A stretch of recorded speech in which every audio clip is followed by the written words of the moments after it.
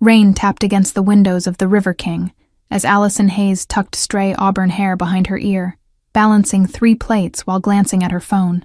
Her daughter Grace's babysitter had texted twice about the fever spiking again, making her heart race with each vibration against her hip. The restaurant's elegant interior contrasted sharply with the churning anxiety in her chest as she served tables with practiced precision.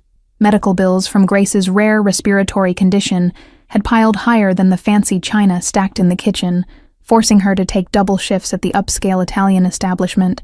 Across the dining room, a figure commanded attention without trying. Lucas Montgomery, whose immaculate charcoal suit and quiet authority made other patrons unconsciously lower their voices. Despite owning half of St. Louis's waterfront properties, he preferred this corner table with a view of both entrances. Allison noticed a man near the bar who didn't belong, his gaze fixated on the staircase leading to the private mezzanine where Lucas was heading for a meeting.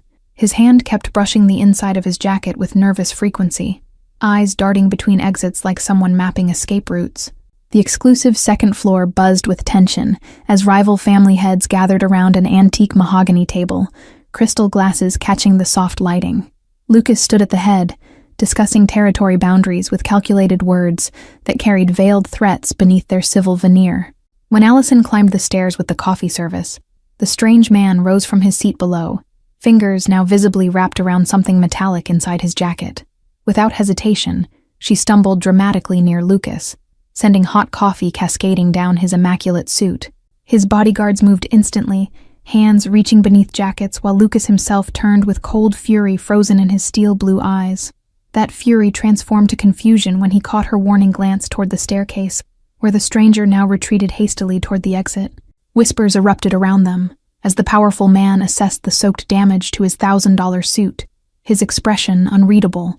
Instead of the expected explosion of anger, Lucas's hand closed firmly around Allison's wrist, pulling her closer with surprising gentleness.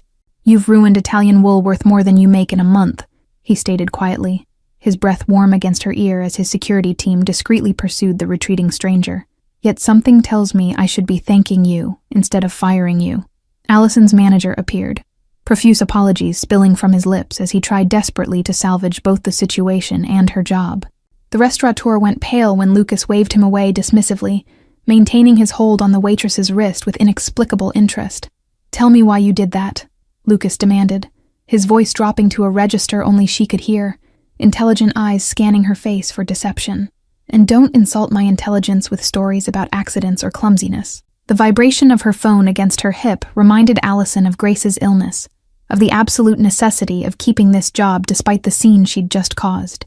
With remarkable composure, she leaned forward and whispered, "The man at the bar had a gun aimed at your back." Lucas's expression remained controlled, but something flickered behind his eyes. Surprise, perhaps, or calculation. He released her wrist slowly, fingers trailing across her skin in what felt dangerously close to a caress rather than dismissal. "Go home immediately after your shift," he instructed with quiet authority that brooked no argument. "Don't speak of this to anyone, and expect a visitor later tonight, for your own safety." As Allison descended the stairs on shaky legs, she noticed Lucas's security team returning through the front entrance, their faces grim but satisfied in a way that made her stomach twist with the realization of what had likely happened to the would-be assassin in the alley behind the River King. Allison paced her small apartment living room, the ancient floorboards creaking beneath her feet as she peered through blinds at the rain-slicked street below. Grace had finally fallen asleep, her breathing labored, but stable enough that Allison could momentarily shift her worry to the promised visitor. The knock came at precisely midnight, 3 soft taps that somehow conveyed more menace than a pounding fist ever could. When she opened the door, Lucas Montgomery stood alone in her hallway, his tall frame filling the narrow space as rain dripped from his expensive overcoat. "You recognized a threat that my own security missed," he stated without preamble, stepping inside uninvited and surveying her modest apartment with unreadable eyes. "That makes you either very observant or very involved. Which one is it, Allison Hayes?" Before she could answer, a small, wheezing cough from the bedroom doorway drew both their attention to Grace, standing tiny and fragile in dinosaur pajamas. The child's pale face and labored breathing caused Lucas to freeze, his expression shifting in a way Allison couldn't interpret. "Mommy, my chest hurts again," Grace whispered, clutching a worn, stuffed rabbit as she eyed the stranger with cautious curiosity rather than fear. "Is this your friend from the restaurant you told me stories about?" Lucas knelt to the child's level with surprising gentleness, his entire demeanor transforming as he addressed her directly. "Your mom saved my life tonight, little one. Knocked coffee all over my best suit to stop a very bad man." Allison moved protectively toward her daughter, administering medication from the nebulizer with practiced efficiency, while Lucas watched with unexpected intensity. The expensive medical equipment contrasted sharply with the apartment's worn furniture and secondhand decorations. "Pulmonary arterial hypertension with complications," Allison explained quietly as Grace breathed through her treatment mask, answering Lucas's unasked question. "Rare in children her age, progressive, and very expensive to manage without proper insurance." Understanding dawned in Lucas's eyes as he made connections between her double shifts, the desperate need to keep her job, and her willingness to risk confronting danger rather than losing her income. He straightened, decision visibly forming behind his calculating gaze. "Pack essentials for both of you," he instructed, already typing something into his phone with swift precision. "My rivals now know your face, which makes this address compromised and you both potential leverage against me." Allison stood defiant despite her fear, positioning herself between Grace and the powerful man making demands in her apartment. "We're not going anywhere with someone we barely know, no matter what happened tonight. The man you stopped was from the Donati family. They control the north side and have been trying to eliminate me for months," Lucas explained with clinical detachment, though something softer flickered in his expression when Grace coughed again. "They'll find you by morning." Lucas reached into his jacket, making Allison tense until he produced not a weapon, but a medical file with her daughter's name. "While you finished your shift, I had my people research Grace's condition thoroughly. I know which specialists treat her and which medications she needs." "You're blackmailing me with my daughter's health?" Allison asked incredulously, though part of her already understood his offer went beyond simple manipulation. "That's lower than I expected from someone whose life I just saved. I'm offering protection and the best medical care in the country," Lucas corrected, his voice softening as Grace watched their exchange with wide, intelligent eyes. "No more choosing between rent and treatments. No more double shifts while she fights to breathe alone." The mansion overlooking the Mississippi River gleamed with old money and new security, its limestone facade housing a complex network of Lucas Montgomery's operations. Allison stood at the floor-to-ceiling windows of their guest suite, watching Grace explore the garden below with childish delight, despite her oxygen canister trailing behind her. "She's safe here," Lucas's voice came from the doorway, startling Allison from her thoughts as he entered with a tablet displaying security feeds from every angle of the property. "My personal doctor reviewed her medical history this morning. He's arranging consultations with specialists from Chicago." Allison turned to face him fully, the borrowed designer clothes making her feel like an imposter in this world of wealth and power. "What exactly do you expect from me in return for all this generous assistance, Mr. Montgomery?" Lucas's smile held a dangerous edge as he guided her toward his study, where maps of St. Louis districts were marked with color-coded boundaries and notations. "The Donati family believes you're connected to me now, which makes you valuable regardless of our actual arrangement." The study contained more than territorial maps. Ledgers of businesses, both legitimate and questionable, lined the shelves, alongside framed photos of Lucas with politicians and judges Allison recognized from local news. Power hummed through the room like electricity, invisible but undeniable. "3 families control most of St. Louis," Lucas explained, tracing boundaries with long fingers across the city map. "The Donatis to the north, the Cazalet group west of the Arch, and my operations along the riverfront and downtown districts." Allison absorbed the information with growing unease, connecting newspaper headlines about territory disputes to the clinical way Lucas discussed them now. "And where exactly do a waitress and her sick daughter fit into this power structure?" "You've demonstrated remarkable observational skills and quick thinking under pressure," Lucas replied, studying her with that same intensity she'd noticed at the restaurant. "Skills I can utilize while providing Grace with everything she needs to fight her condition." A knock interrupted them as Lucas's security chief entered with a tablet, displaying footage of men watching Allison's former apartment building. "Donati's people found her place already. They're asking neighbors about her and the child." "See?" Lucas turned to Allison with vindication rather than alarm. "Your instinct to protect me has already drawn you into this world whether you intended it or not. The question now is how to keep you both alive while making you an asset rather than a liability." Grace's laughter floated up from the garden below, momentarily distracting them both as they watched the child examining flowers with Lucas's groundskeeper. The simple joy on her face made Allison's chest tighten, with the realization of how rare such carefree moments had become.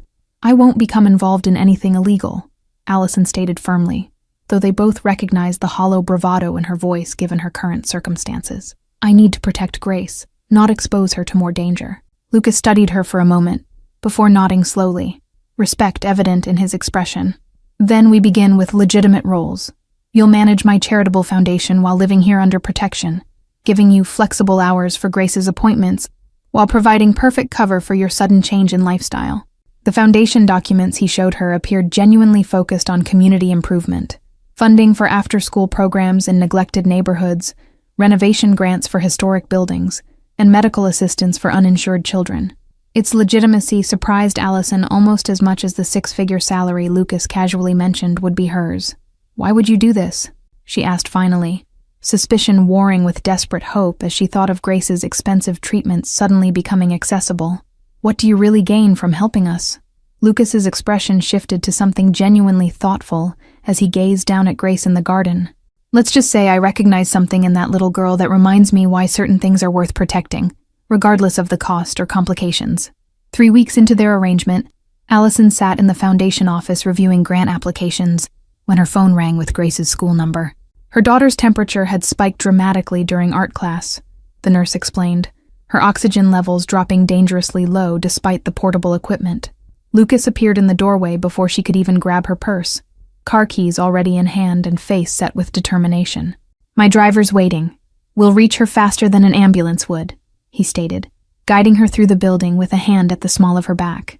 The private hospital wing already had specialists waiting when they arrived with Grace, whose lips had taken on a frightening bluish tint as she struggled for each breath. Allison watched helplessly as doctors swarmed around her daughter, medical terminology flying over her head as equipment beeped with urgent warnings. "Dr. Novak will be handling her case personally," Lucas informed her, indicating an internationally renowned pulmonary specialist who had seemingly materialized from nowhere. He was already consulting on similar cases in Chicago. "My helicopter brought him here within the hour." The waiting room became their temporary home, with Lucas canceling meetings without explanation, while his security team maintained a discreet perimeter around the hospital floor. He remained beside Allison throughout the night, silent support that confused her as much as it comforted her. "Why are you really doing all this?"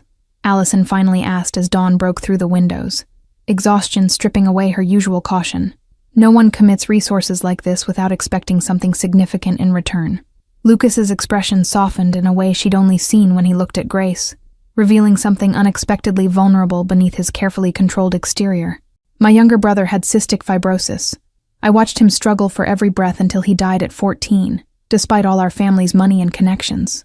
The revelation stunned Allison into silence, this glimpse of personal history explaining his immediate response to Grace's condition, with more clarity than any business arrangement could. She hesitantly placed her hand over his, the first contact she'd initiated between them.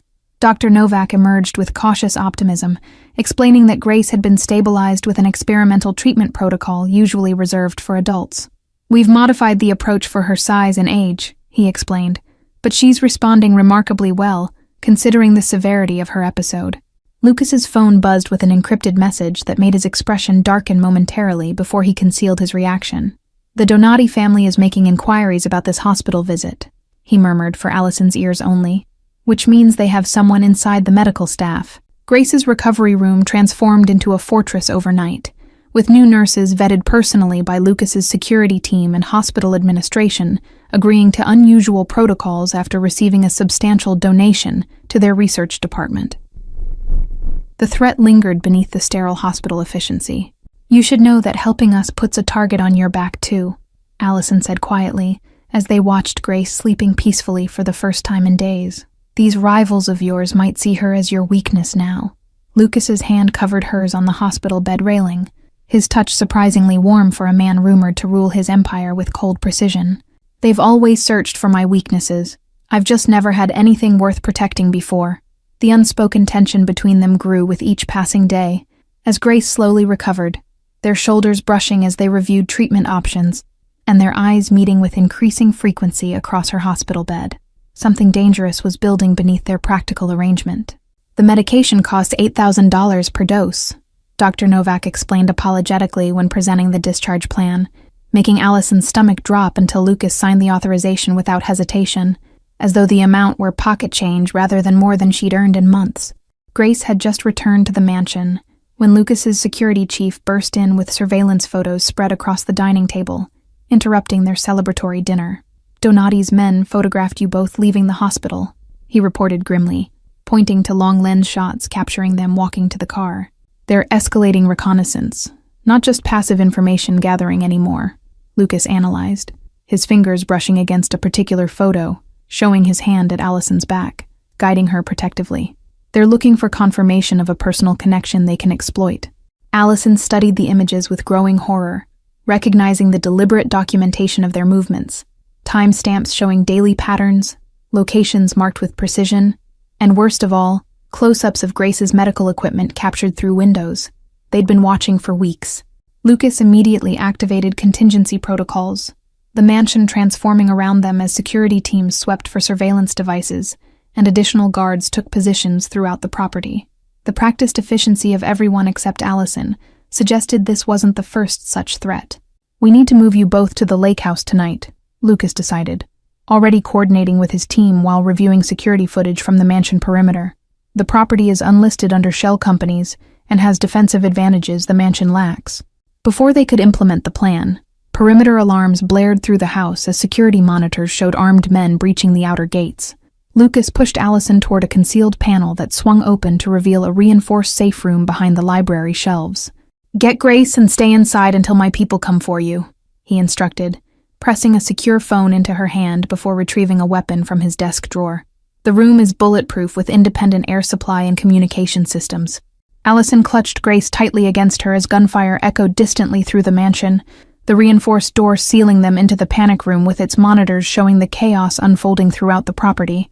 Grace's eyes widened with fear as she clutched her oxygen canister. "Is Mr. Lucas going to be okay?"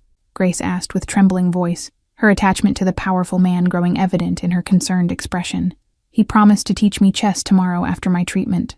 Hours passed in tense silence before the secure phone vibrated with a message containing only coordinates and a simple instruction. "Service tunnel leads to garage level B2. Car waiting." Allison gathered their emergency bag, while explaining to Grace they needed to play a special hiding game. The service tunnel stretched endlessly through darkness, Grace clinging to her mother's neck, as they navigated with only the phone's flashlight illuminating their path. Every sound amplified in the concrete passage, making Allison's heart race with each distant echo. At the coordinates, a nondescript sedan waited with Lucas's most trusted driver, his normally immaculate suit now torn and bloodied at the shoulder. "Mr. Montgomery is handling the situation personally," he explained tersely, helping them into the vehicle before accelerating through back roads. The lake house revealed itself as less vacation retreat and more fortified compound disguised as luxury property, complete with surveillance systems hidden within seeming decorative elements and bulletproof windows designed to appear ordinary. Lucas had clearly prepared this sanctuary long before meeting them. An hour after their arrival, Lucas himself appeared with a gash above his eyebrow and controlled fury radiating from his tense shoulders. "The Donati family has officially crossed the line from business rivalry to blood feud," he stated grimly, washing blood from his hands in the kitchen sink. "You should never have gotten involved with us," Allison whispered, as Grace finally slept in the adjacent room, the child exhausted from fear and the hasty evacuation. "This life you lead, it's not compatible with raising a child safely." "My mother raised me in this exact world," Lucas responded, surprising Allison as he settled beside her on the lake house porch overlooking the water. "She managed 3 children and an empire after my father was killed by the Khazals when I was 12. The revelation shifted something in Allison's understanding of him. This wasn't just business for Lucas, but a legacy inherited through violence and necessity rather than choice. His fingers unconsciously traced the scar above his eyebrow, fresh evidence of the dangers woven into his daily existence. "Your brother with cystic fibrosis? Was that why you recognized Grace's condition so quickly that first night?" Allison asked softly, connecting pieces of his past that explained his unexpected intervention in their lives. Lucas nodded, his typically guarded expression softening in the moonlight reflecting off the lake. "Andrew fought harder than anyone I've known, gasping for air while still demanding to live normally. Grace has that same stubborn light in her eyes." Morning brought unexpected domestic tranquility as Lucas taught Grace to play chess as promised. His patient explanations and genuine delight in her quick understanding transforming him from intimidating crime boss to something dangerously close to paternal. Allison watched them from the kitchen, conflicting emotions battling within her chest. "Check," Grace announced triumphantly, her oxygen tubes momentarily forgotten in her excitement as she captured Lucas's bishop with strategic precision that made him laugh appreciatively. "Mom, did you see what I did?" The peaceful moment shattered when Lucas's security chief arrived with new intelligence. The Donati family had captured and interrogated one of their own men, extracting information about the lake house location before Lucas's team eliminated the threat. They had perhaps 12 hours before another attack. "We need to relocate immediately," Lucas began, only to be interrupted by Grace's sudden coughing fit. Her small body racked with spasms that sent them all rushing to her side with medication and the portable oxygen concentrator. The stress had triggered another episode. Dr. Novak arrived via helicopter within the hour, his grave expression after examining Grace confirming Allison's worst fears. Moving her again so soon would pose significant health risks, potentially triggering a more severe respiratory crisis than the one they'd just stabilized. "We're trapped here," Lucas concluded after the doctor departed, his tactical mind already calculating defensive positions and evacuation routes, while Grace rested. "The medication needs 12 hours to fully stabilize her system before we can safely transport her." Allison found herself standing closer to Lucas than necessary as they reviewed security protocols, their shoulders touching as they leaned over property maps. The proximity sent unexpected warmth through her that had nothing to do with practical concerns and everything to do with the man himself. "When this started, I thought you were a monster," Allison admitted quietly, while Grace napped in the next room, their private conversation shielded from the security team patrolling outside. "I've never been more wrong about someone." Lucas's hand found hers in the dimming afternoon light, his calloused fingers intertwining with her own, in silent acknowledgement of something neither was ready to name aloud. "In my world, appearing monstrous keeps actual monsters at bay. It's been a lifetime since I've let anyone see behind that facade." Their first kiss happened without discussion or planning, a collision of relief and fear, and something deeper, as security reports confirmed another 12 hours before the Donati family could mobilize sufficient forces for a lake house assault. Lucas's hands cradled her face with surprising gentleness, his usual controlled demeanor softening as she responded with equal intensity. "This complicates everything," he murmured against her temple afterward, their foreheads pressed together while tactical plans waited on nearby tablets. "But I've never wanted uncomplicated, only worthwhile." Dawn brought the heavy silence that precedes decisive action, with Lucas's security team positioned throughout the property and evacuation protocols finalized for Grace's safe transport.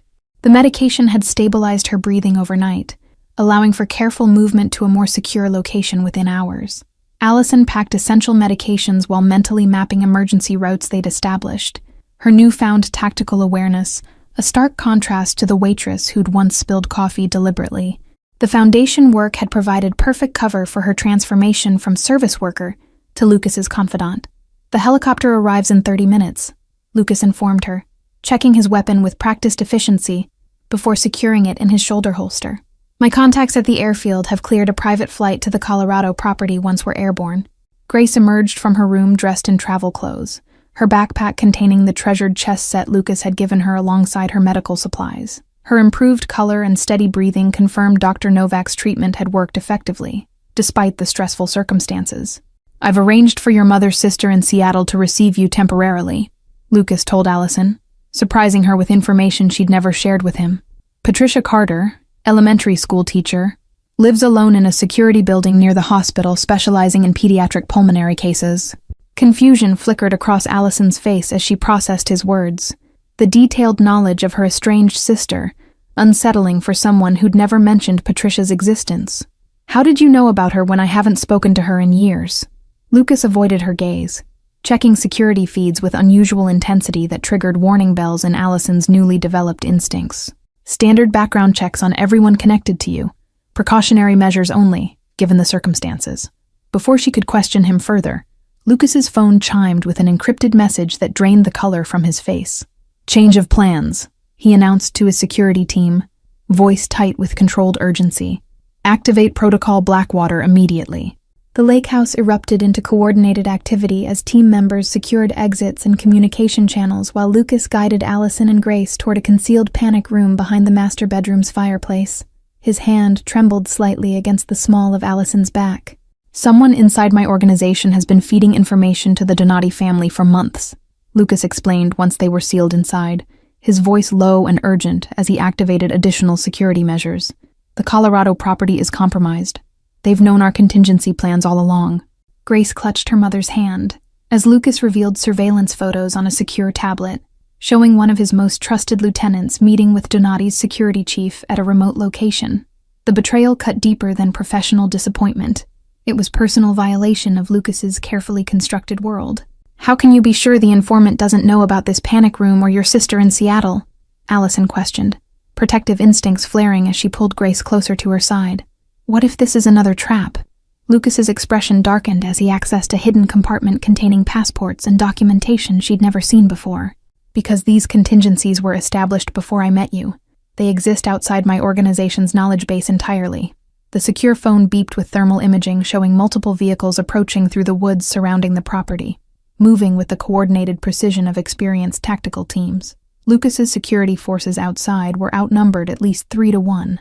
"They want me to think I'm transferring you both to safety while they stage an ambush at the landing site," Lucas concluded grimly, studying approach vectors and timing his response. "But they've miscalculated by revealing their informant too early." The gateway arch gleamed against the night sky as Lucas Montgomery stood alone at its base, apparently unarmed and vulnerable as he'd promised in his message to the Donati leadership. His solitary figure created a striking silhouette against the illuminated monument stretching above him.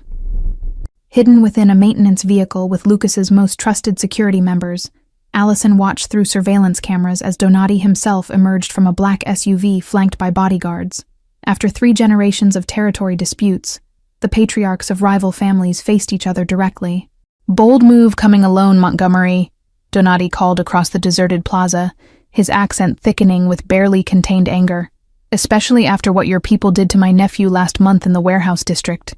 Lucas maintained perfect composure, hands visible at his sides in the universal signal of peaceful intention, despite the deadly tension crackling between the assembled men. "I came to discuss the waitress and her daughter.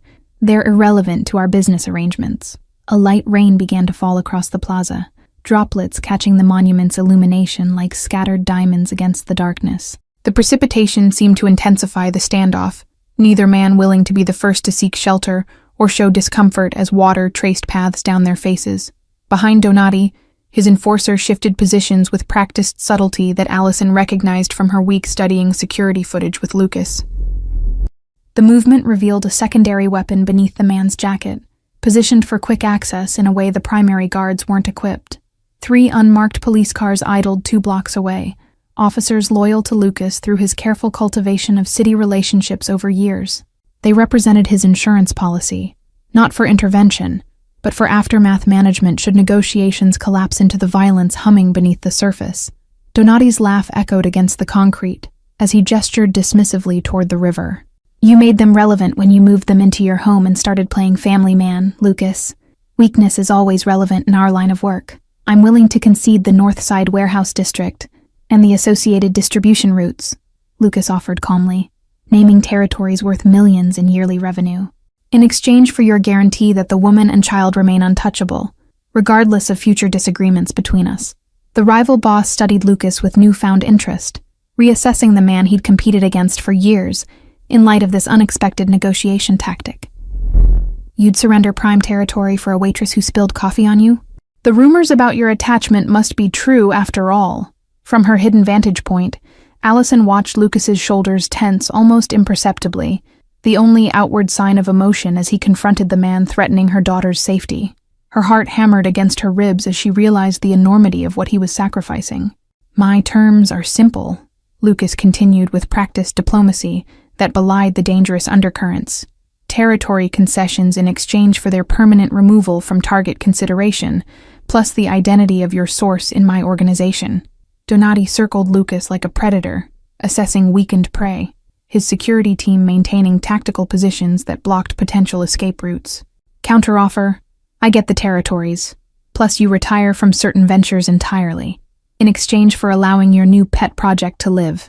Lucas's expression remained unreadable, as he appeared to consider the proposal, though Allison recognized the subtle shifting of his weight that indicated preparation for potential conflict.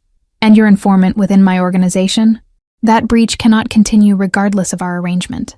Patrick has been quite valuable, Donati revealed with calculated cruelty, confirming Lucas's loyal accountant had been the traitor all along. Family loyalty trumps business relationships. His sister married my cousin 15 years ago, creating ties that run deeper than your paychecks. The revelation visibly struck Lucas.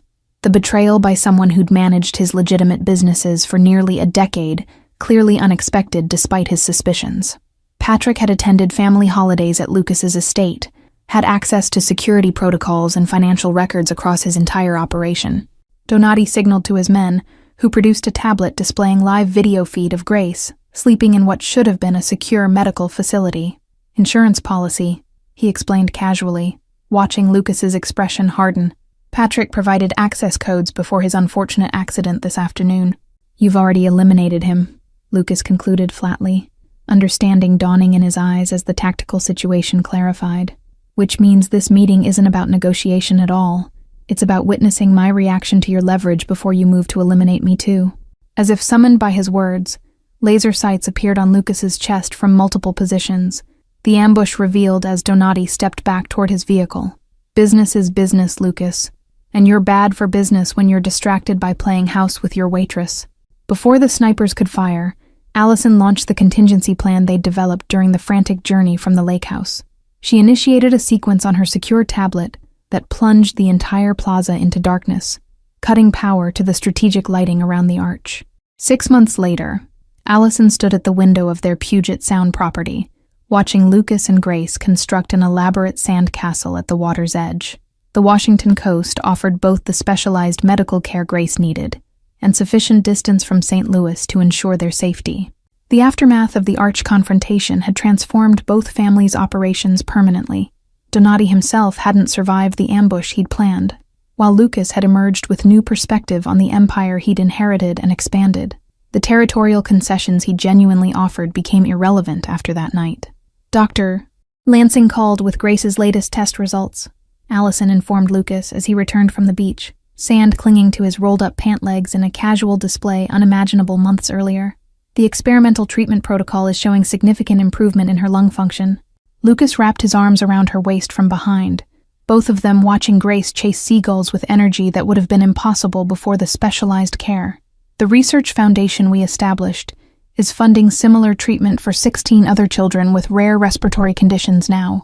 The Montgomery Family Medical Foundation had become Lucas's primary focus, transforming drug distribution networks into pharmaceutical research partnerships and repurposing laundered money channels into legitimate funding for specialists like Dr. Novak to expand their work with pediatric patients. The Seattle Times is running another feature on your corporate transformation, Allison noted, gesturing toward the newspaper headline praising the mysterious businessman's shift from suspected criminal enterprises to philanthropic endeavors. Your PR team must be working overtime. Lucas smiled against her hair, the expression coming more naturally to him now than the controlled mask he'd worn when they first met. My father built an empire through fear and intimidation. I'm discovering respect and legitimate power accomplish more with fewer casualties. The security detail remained, though less obtrusive than before, integrated into household staff and property management, rather than obvious armed guards. Old habits and old enemies required certain precautions even in their new life, though immediate threats had been neutralized thoroughly. Grace's elementary school principal had initially resisted the additional security protocols, until Lucas personally funded a technology lab that benefited the entire student body, while discreetly incorporating advanced monitoring systems. The woman now greeted their security team by name, appreciating the quiet professionalism that never disrupted the educational environment. Allison's foundation work had expanded beyond managing Lucas's charitable initiatives to developing her own program, supporting single parents of chronically ill children. Her personal experience translated into practical assistance, flexible remote work opportunities, emergency childcare networks, and psychological support groups that addressed the isolation she'd once known intimately. The framed photograph on Lucas's desk showed the three of them at Mount Rainier last month, their first family vacation without security concerns dominating every moment. Grace's rosy cheeks and bright smile at the summit captured the transformation in their lives more eloquently than financial statements or medical charts ever could. "The River King restaurant sent this," Allison said, handing him an invitation to its grand reopening under new management. Specifically, a management company ultimately controlled by Lucas's reorganized holdings. "They want us both at the ribbon-cutting ceremony next month." Lucas examined the invitation with thoughtful expression, tracing the embossed logo that represented where their story had begun, with spilled coffee and an attempted assassination. "Are you ready to return to St. Louis, even temporarily? There are still whispers in certain circles." Allison watched Grace demonstrate a cartwheel on the beach, the oxygen canister noticeably absent for the third consecutive day, as her treatments continued showing remarkable results. "I think it's time to face the past properly, show them we're not hiding or running anymore." The engagement ring caught sunlight as Allison gestured toward the shoreline, the elegant diamond Lucas had presented last month still feeling unfamiliar on her finger. Their journey from waitress and Mafia boss to partners in both business and life had defied every expectation. "Patricia called about the wedding plans," Allison mentioned, her reconciliation with her sister another unexpected gift from their new beginning. "She's insisting on handling the flower arrangements herself, since she's taking her maid of honor duties very seriously." Lucas laughed, the sound still rare enough to make Grace look up from her sandcastle construction and wave enthusiastically at them both. "Your sister threatened bodily harm if I selected inappropriate centerpieces. She's formidable in her own elementary school teacher way." The rebuilt Montgomery organization now operated primarily above board, with Lucas systematically dismantling criminal operations and transitioning salvageable components into legitimate businesses. The process wasn't without resistance, but his reputation for decisive action discouraged significant opposition.